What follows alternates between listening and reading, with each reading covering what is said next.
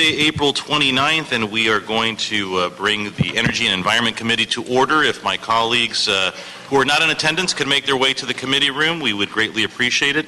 In the meantime, we will begin as a subcommittee, and we will take item 1. Item 1, Mr. Chair, is a communication for the Mayor relative to the appointment of Mr. Glenn Dake to the Metropolitan Water District Board of Directors for the term ending December 31st, 2014. Very good. Good morning, Mr. Dake. How are you? I'm good. Thank you for seeing me. Fantastic. Well, we know you're here for the Metropolitan Water District appointment. Can you share with us a little bit about your experience and qualifications, your vision for your role at the MWD?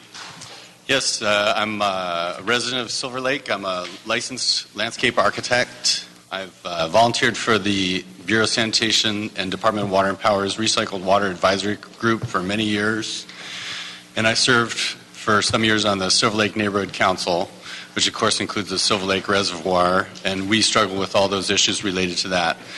And I was a staffer to a council member about 10 years ago here in the city of LA, and we did a lot of work on the DWP oversight in the context of that. I went on a tour of the Colorado River Aqueduct back in those days. And I also helped to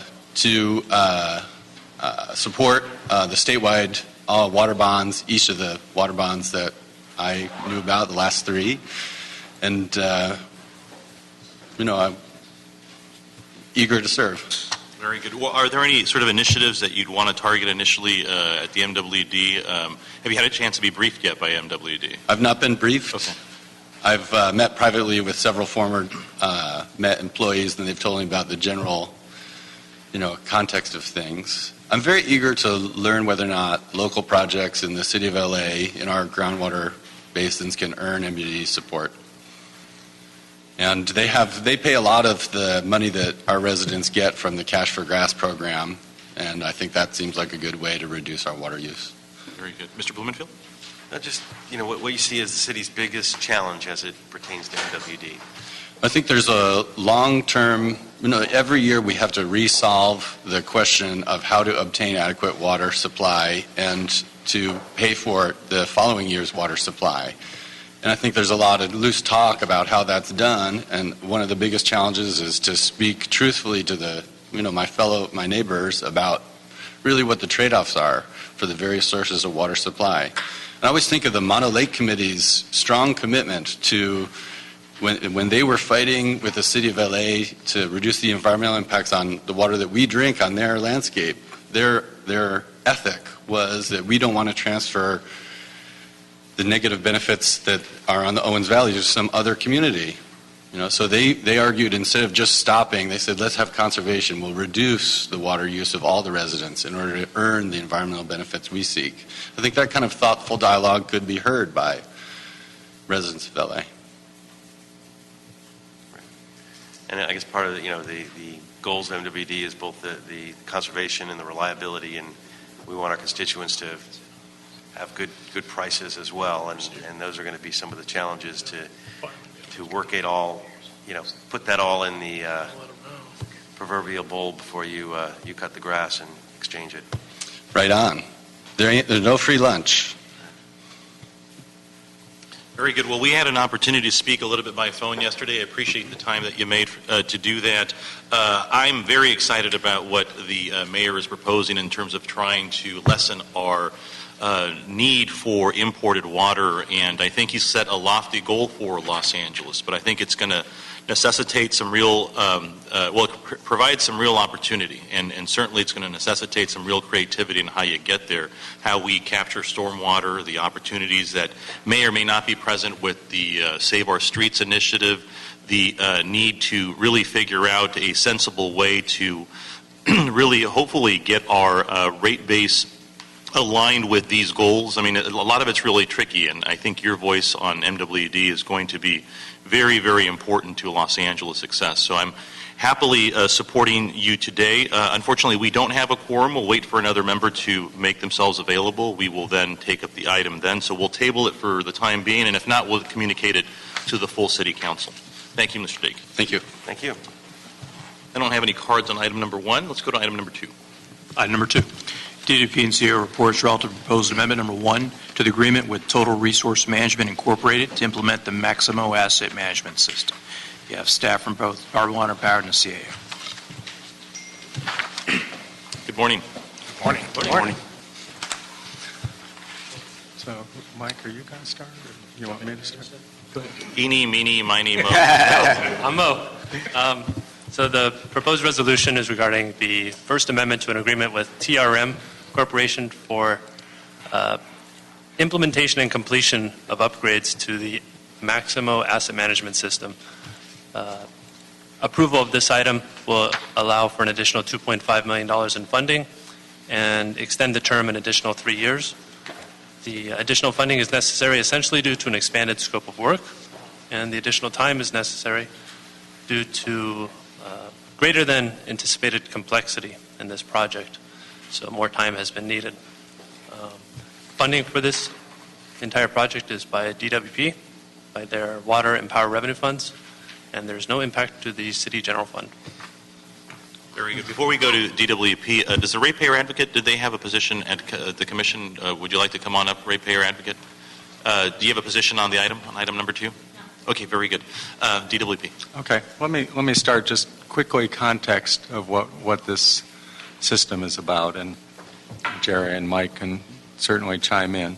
But utilities are very asset-heavy businesses, right? And the ability to track those assets, track all the maintenance on them, all the inspections on them, whether they're regulatory inspections or otherwise, the ability to make sure that information from other systems that will impact your need for additional maintenance or inspections are brought into that system and triggering those inspections or maintenance is critical to the life of a utility. The Maximo system was implemented in the 90s.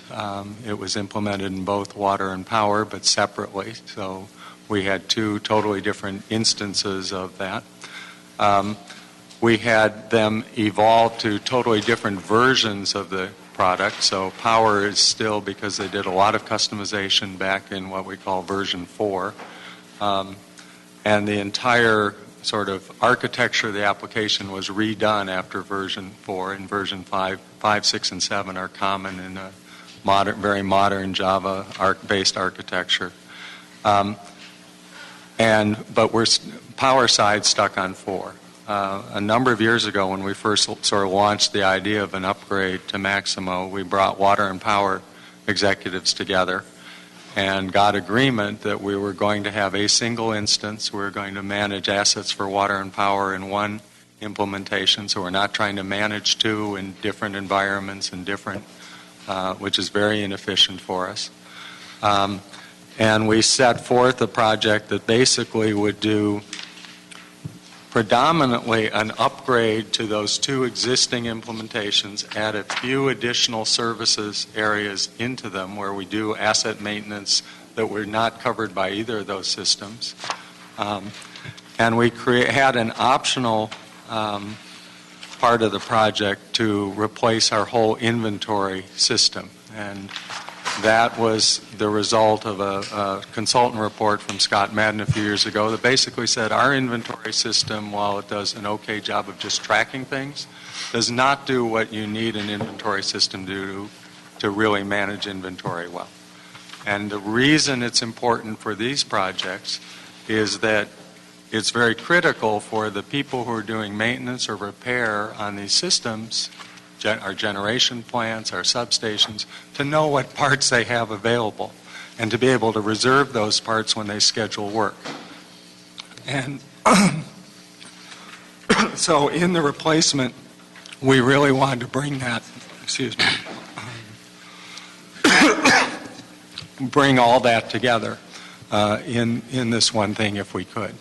As we looked at the project, we really needed the consultants to do a good analysis of the inventory sets of issues and whether that was feasible as part of this project. It turned out to be, but it did have some complications. One of the complications is related to a technical set of adjustments that have to occur between the inventory system and the financial system. When you actually buy things and get them at a slightly different price or better price than what is in the contract, there are a whole series of complex adjustments going on. Most modern financial systems handle that in the financial system. Our financial system is so old, somebody had custom built it into our old inventory system. So when we started to realize connecting these, we needed to put it as a sort of add-on onto this Maximo project. That was one source of delay. Another source of delay, frankly, was on the consultant side, as they had a couple key people on their side who had serious illnesses and had to leave the project for a few months at a time. And the consultant has absorbed sort of the extra costs associated with any delays related to their people not being available as we've moved ahead. Where the project is now, it's heading to go live. We're in some various areas of testing now. As part of it, we had to do some substantial data cleanups. An example, our inventory master, I think there were 200,000 items still sitting out in our inventory master. Nobody cleaned stuff out that hadn't been used for years. So I think now it's down to, 60 or 70,000? But somebody had to go through and look at every one of those items and decide, is this something we need to keep in the master, or is it so dead and ancient that we can get rid of it? They needed to go in and do some reconciliations on inventory just to make sure what we were seeing was there. We had some things that were actually off inventory that really needed to come back into inventory. So there's a lot of work that's gone on to make sure that the data when we take this thing live is good, and that this system is tied in well to our purchasing system, is tied into our accounts payable systems, that it reflects financial transactions properly in our financial system, at the same time as doing a much better and more consistent job in helping us manage assets. So the way assets are structured is much more common between water and power, and even within power, we had found that the various generation plants had sort of gone off and done their own thing. So there wasn't even in the old implementation consistency among the generation plants as to how they were managing the assets within the system. A lot of that has been much more standardized, and that's taken a lot of work and a lot of compromise by staff who are involved in that work to participate with the consultants, with the team, to make sure we end up with processes that really reflect best practices, that they really do a much more efficient job of helping us manage the incredible asset base that DWP has to manage. Give me some examples of sort of what these assets are. I mean, so when I think of them, I think of sort of generation stations and big honkin' sort of assets, right? But I mean, are you speaking sort of to the parts that will sort of be necessary in the inventory and the procurement of those parts? And I mean, is that sort of the level of detail that this system gets I can speak to that. Michael Koya from the Power System, one of the executive sponsors of the project. So in addition to the major equipment that you mentioned, like at our generating stations, our turbines, large turbine generators, our equipment, there's all the ancillary equipment that goes along with that, the pumps, motors that feed into that, and they are all itemized in Maximo as sub-assemblies. And then each of those, you then have their specific spare parts to repair them and replace. So those are all being captured, standardized across where we can, a pump and water, a pump and power. We're using the same nomenclature. So again, it can actually help us sometimes to look at each other's systems a little bit across the board. Sure. And see. How does that benefit the ratepayer at the end of the day? I mean, does this make it so that if you have a need on one side of the utility across water and power, you can identify where those items are and not have to sort of spend more to replace, repair? I mean, well, an example is so in the existing system, if you don't have that type of information, the mechanic goes to repair it, or a team or a crew goes out to repair the items, and then this is what we need, so we go look in the warehouse and see if they have it, and then go back, and then if we don't, then we got to purchase it. So right now what we're doing with the integration of the inventory system, we can look online, they can look through portable devices through, laptops, see if the item's in stock, see if it's somewhere else, maybe not at that plant, maybe another plant, and see if we don't ultimately have to go out and purchase it. So again, it speeds things up, and sometimes people, and what we're trying to encourage is everybody get all this information in the system, all the plants, list everything they have, because we can help each other. So it basically speeds up repairs and makes it more efficient for the crews. Sure. And so from an infrastructure perspective, I understand how it works, but from a sort of personnel perspective, I mean, is this something where you'll check the inventory quarterly, every 5 years? I mean, how do you sort of make, because the system's only as good as the information. Yeah, so on the warehousing side, so we do what we call an ABC analysis. So our most expensive parts are the A-type, and those get inventoried on a more frequent basis. Down, B's is, say, like bearings for a pump, and C's are like your nuts and bolts and things of that nature. And that's kind of open stock that we don't really, want to spend a lot of time tracking. But our critical thing, the A's and B's, there's a set inventory count check cycle. And the system, helps us do that. And actually, with this new implementation, with the new system, it has automatic reorder levels. So when the stock level gets to, say, like 2, it'll automatically kick out an order to purchasing that, we want to reorder that item. So again, we don't get down to a 0 stock level. So. Very good. Colleagues? Mr. Blumenthal. When was the systems originally supposed to be implemented? Well, again, so right now, I mean, when we went out 3 years ago, it was supposed to be towards the end of the current year. Right now is when we were supposed to be. And when all is said and done with this, when will it? The new systems be fully integrated? Well, what we're looking at is doing a rollout phase in October, and then we're doing it in phases. So we're doing the inventory system separate from the water and power. So ultimately, in about the middle of next year. And I think the key part of again, the project will be done, but the reason we need the time extension because we want to make sure that we have the full warranty periods that were offered under the original contract for warranty and maintenance. This new system is taking us off the mainframe. Now, where is this going to be? Well, the new system it's not what we call, and Matt can answer this probably better than me, but it's not one of our old home-built system like we call a legacy system. It wasn't off-the-shelf system, but in Power, like Matt mentioned, we customized it heavily. But now our whole approach is taking it out of the box as much as possible. So when we do get upgrades from 7.2, 3, IT can easily load that in, and they don't have to do a lot of conversion effort to get that implemented. But this is actually one of the few of the systems that is, even the older version compared to our other stuff is modern. That is, it uses a relational database. It was client-server architecture in the 4 series. In 5, it's more a web technology-based Java system. But no, it's a little bit more modern than our financial system or our payroll system or our old CIS, for sure. Like, do you still have operating systems operating off the mainframe now? We still have a number of things. I mean, our financial system, our payroll system, some asset tracking for distribution is still all on the mainframe at this point in time. We have a lot of stuff that will be coming. You'll see it. Okay, well, that's good. But we can only do so many things at a time, and we have to be careful about trying to stretch the resource. The key thing about a project like this is if we don't involve people who are on sort of boots on the ground with it, we're likely to end up with something that they don't think is very usable. And the change management function is really important. It's important that people really recognize just how important this stuff is.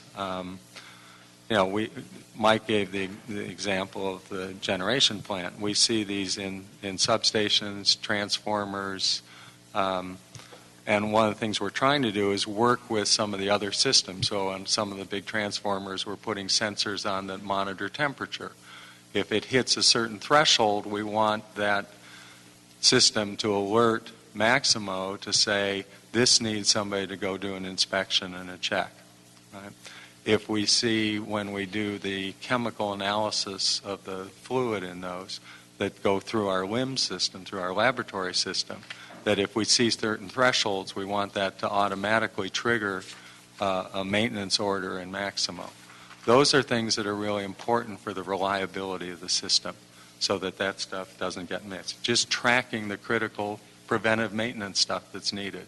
Tracking the critical compliance inspection, regulatory compliance inspections that we have to do is really important. We had a situation a few years ago with one of the early NERC inspections where we thought we were pretty well organized. We had all the stuff that we thought was critical in Maximo. We were able to show that. They were very happy that they could see the records of the inspections. And then they asked us about certain other, I can't remember what it was, but something that we hadn't anticipated they were asking for. And we literally had to go chase down some 3x5 cards where somebody had noted these inspections to be able to avoid a compliance fine. And all that stuff is now being brought into Maximo so we can make sure that we really are managing those assets the way that our ratepayers expect us to manage them. Mr. Prince? Just curious, since this is supposed to track assets, do we track our properties that DWP owns through this, or would we ever do that? Or is there some other way where that's done? Because I know we're looking at a sort of a system that is, it's another separate system that IBM has that they've done a lot of integration work to Maximo, so that it's more aimed at property management type functions, but it integrates back to Maximo for tracking the maintenance of the work orders and maintenance on the facilities, etc. A lot of our facility maintenance, which had been sort of separate, is now coming into Maximo as part of this phase. But actual property management, they really have a little bit different tool that they've now built integrations into Maximo for. not only do we have the sites where things are actually happening, it seems like DWP also has scattered ownership of properties which may have made sense 50 years ago but are now just sitting there, or we may have some use for at some time in the future. It's a real mix, so it would be great if there was a way to get a handle on that. We've done some things for inventorying those systems, but that's an area where we know we still have some additional work to do on the system side. But again, if there's any work that we normally do, so like on our transmission right-of-ways, the mowing, the inspections, to make sure that, people aren't encroaching, those are built into Maximo right now. But as far as when there's things that are just vacant lots that our crews don't basically respond or aren't responsible for maintaining, then yeah, something like what you're talking about.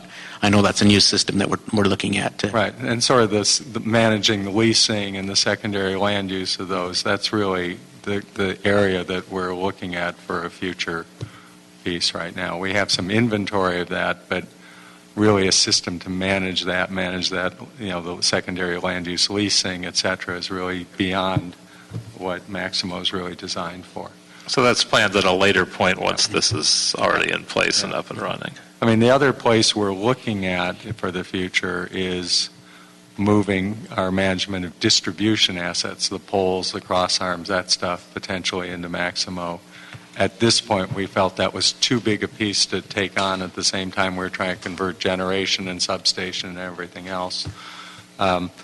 And we really want to make sure that Maximo, we're watching one of the other utilities in the country who is doing a conversion from the same system we use for distribution management right now into Maximo. We want to see the lessons they learn in doing it and make sure it's really something that it handles well. When Maximo started out, it was really asset, and over time they built pretty sophisticated work management on top of it.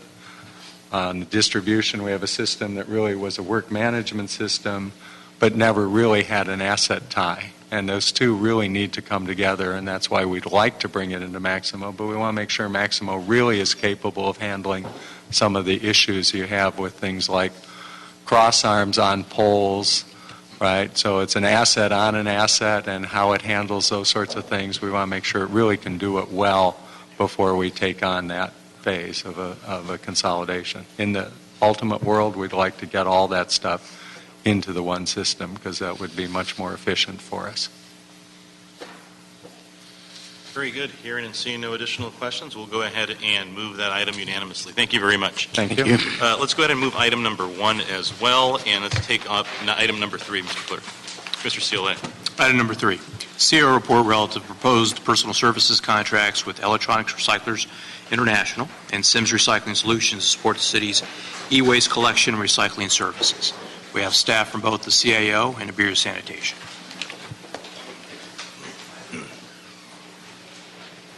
Good morning. Good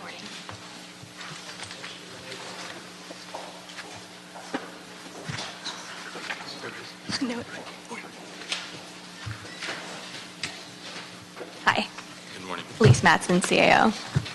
Before I begin, I'd just like to note a technical correction to the CAO report. The backup contractor, who will be Sims Recycling Solutions, discussed in the report has a 4.4% of its workforce residing in the city rather than 0%, as is stated in the report. Very good, thank you. Item number 3 on the agenda is a CO report on proposed contracts with Electronic Recyclers International and Sims Recycling Solutions to support the city's electronic waste collection and recycling services. The term of each contract will be 5 years with 2 3-year renewal options for a total potential term of 11 years.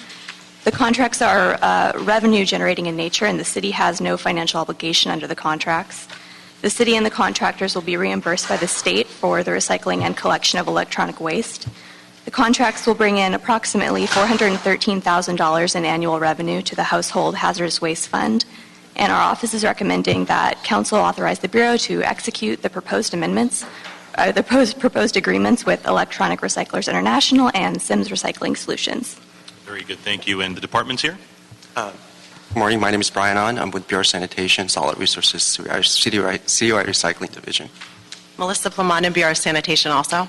Very good. I've got a question. Can you help me just understand sort of how the e-waste collection program works citywide? I know that every time I need to get something out of my garage, I miss the Saturday at the park, and so then it sits in the garage a little bit longer, and my stack is getting really tall. So give me a sense for how the program works citywide. Sure. We have a residential program and a small business program, and the residential program is available at the 7 safe centers, the permanent facilities located throughout the city.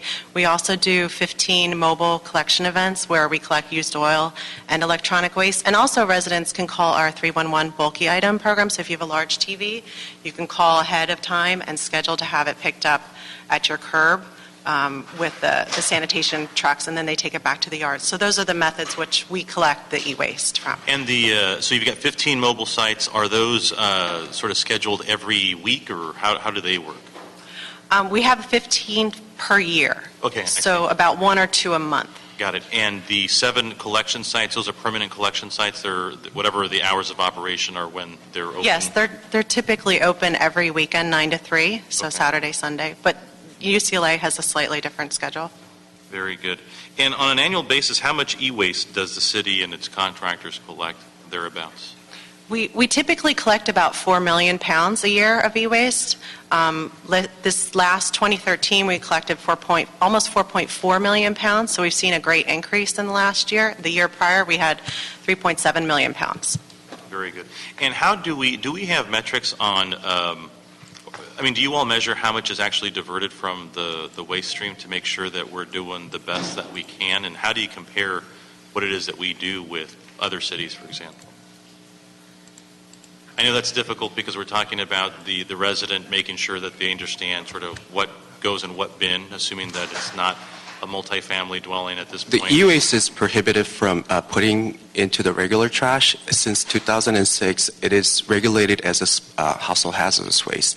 So that residents are required to take the e-waste along with other household hazardous waste to our 7 safe centers that are located throughout the city.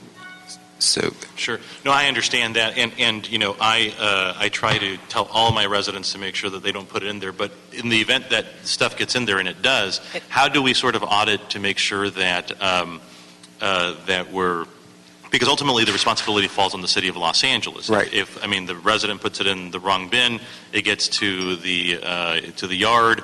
Do we do sort of audits? Do we figure out maybe there are hot spots in Los Angeles that we need to target and sort of make more services available to them? Is there a great motion here in the making? Do you all have? We try to complement our mobile collection events, where along with the 7 safe collection centers. So we'll try to make it, very convenient for our residents to take their e-waste along with their usable waste, usable and oil filters to residents. We'll try to make it, easy and convenient for residents to try to locate within, a closer distance for them so that it's easier for them to use. Sure. Yeah. And this report here says that there's an anticipated revenue to the city of over $400,000 or so. Is that sort of on par with what we've been doing with these types of programs? It's actually quite higher. The negotiated rates that we have for these contracts are much greater than what we currently have, so we're looking forward to moving forward with these new contracted rates because it will basically go from like $255,000 a year to $400,000 per year, and this is a 5-year contract, so we're getting close to $900,000 in And 5 so, years. comparatively, are we doing better? It sounds like we're doing better than what Los Angeles has, but are we doing better than other cities? I want to get all that I can out of Cal Recycle, so I'm just wondering. Our safe centers provide a very convenient option for our residents. Every quarter or so, we meet with other local Southern California jurisdictions and hear what they're doing in their hazardous waste program, which is the umbrella that the e-waste program is under. And they are struggling to get 1, maybe 2 permanent facilities. We have 7. So the county actually works with us to utilize our facilities. We do allow county residents to utilize our safe centers because they don't have the permanent facilities that we have. They do mobile events, which are basically once a year in a particular local area. And we don't share that revenue with the county, right? No. Good. Mr. Blumenthal? Yeah, but speaking of revenue sharing, we do share the revenue with the company that does this, right? And Yes, how, yes. How does that revenue sharing work? What's the Well, percentage? the way the state program is run is that they provide a portion of the reimbursement claim to a collector and to the recycler. So the sanitation is a certified or we're an approved collector in the state program, Right. and then we work with a recycler who's also approved in the state program, and so the basic reimbursement rate is 39 cents a pound, and the state says, that the recycler should get a portion and the collector. So it's about 16 cents for the collector a pound, and the remaining 23 cents is for the recycler. So they are able to recoup that. But based on our negotiated rates, that may change, which is what is the case. So we can change, you were saying 16 cents. That's what the state has provided, but we have been able to negotiate better rates than that because we deal with much more volume of electronic waste. We get a better rate overall or just vis-a-vis our collector or our recycler? I'm not sure if I understand your question. I'm sorry. There's a certain percentage that we get. When e-waste comes in, it has a value through Cal Recycle. It's $1. Okay. We get a certain portion of that $1, and our recycler gets a certain portion. It's all based on a per cents per pound of covered electronic waste. So there's 2 types of e-waste here we're dealing with. We have the material that's covered under the state program for reimbursement, TVs, monitors, and other e-waste which is not covered under the state program, such as your peripherals, your mouse, your keyboard, your printers. Those items are not covered. But because of our ability to collect great volumes of e-waste, we're able to provide a reimbursement not only on the covered electronic waste, but also on the non-covered electronic waste material. So we're getting reimbursements on both of those materials per pound. And for the non-covered, is that sold in a different way, or how is that ultimately? Okay, yeah. So I know this is an important issue for everybody to understand where the material's going, what's happening to the material. And what I want to let everybody know here is that we've gone through a very rigorous RFP, request for proposal process, to make sure that the people that are applying for our contract are doing the proper things to handle the material overseas. If it gets overseas, we don't want it to go overseas, so what we've done is we've requested that everything be handled and dismantled in the state of California, and the reason for that is so that we can control the types of material. We want it broken down to commodity level, which is plastic, metal, glass, and hazardous waste.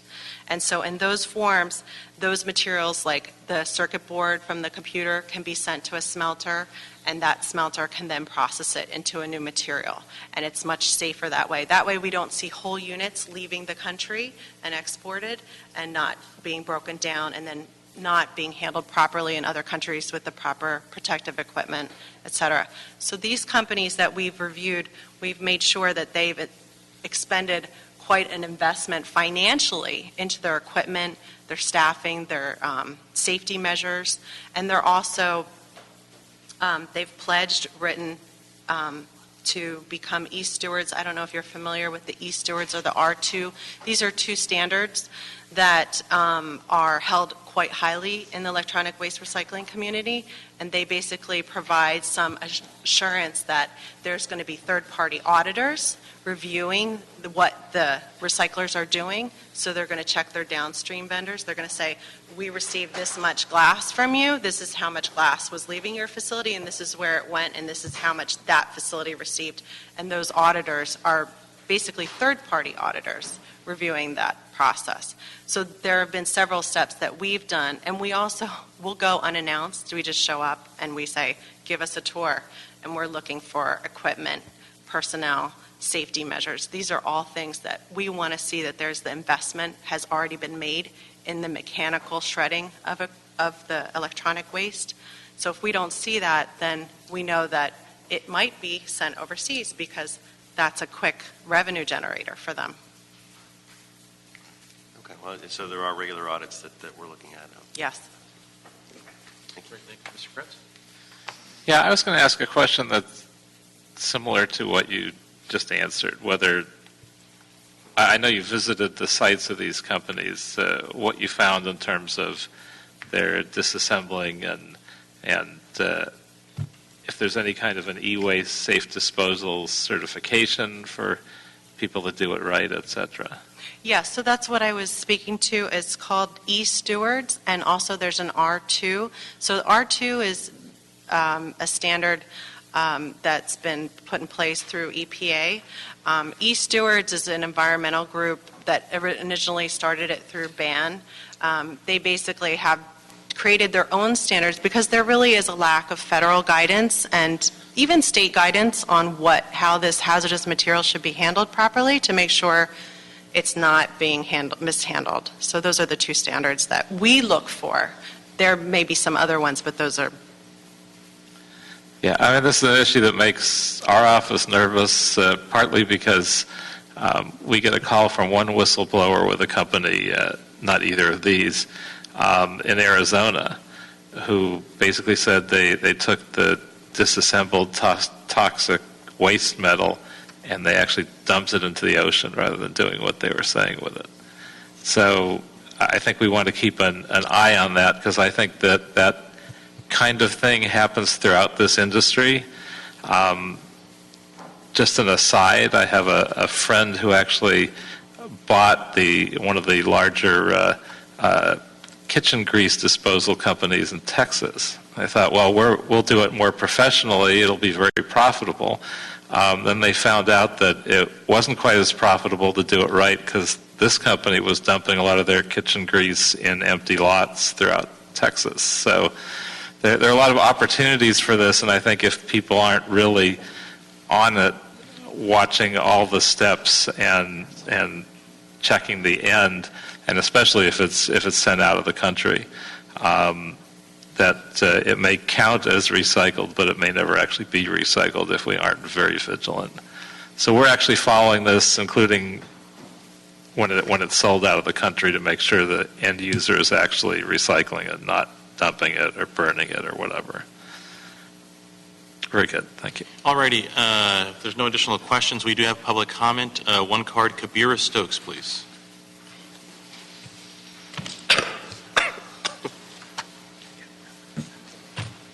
Good morning. Good morning. My name is Kabira Stokes. I am the founder and CEO of a local Los Angeles-based social enterprise e-waste recycling company. I first want to commend the Bureau. They have absolutely done their due diligence on where these things are going. R2 and e-Steward are the standards. They're the highest ones we have, and they've definitely made correct choices. I do just want to point out, however, maybe dream with me for a second. we really need to lay the groundwork to have these jobs here in Los Angeles. So every time we ship an piece of electronic up to Fresno or even down to Rancho Dominguez, we're adding to the carbon footprint of a waste stream, but we're also literally shipping jobs away. Now, it's because we don't have the infrastructure here in Los Angeles, A, on the processing side, which is what we're trying to build, but B, on the collection side, which we were speaking about earlier. And if we ever want to get to A, zero waste, or to higher than 25%, we recycle about 25% of this waste stream, and this is the fastest growing waste stream in the world. It's going to triple in the next 3 years. That is what has been posited. So as a collector here in Los Angeles, I have to say the average Angelino has no idea what to do with this stuff, and that's why it does end up in the black bin or the blue bin. Over 200,000 tons of electronics were placed in California landfills last year. It's not where it belongs. I would personally like to offer, because I would like to figure this out, how do we collect this from households? Because we understand how collecting from businesses. We can go get a truck and pick it up. But from our actual households, what is the infrastructure to actually raise these recycling rates? And while we do that, we can actually quite create jobs here in Los Angeles. So I understand these are the best companies for the moment, but when we look down the line, this is actually a real job creator for LA. Great, thank you. Gideon Krekoff.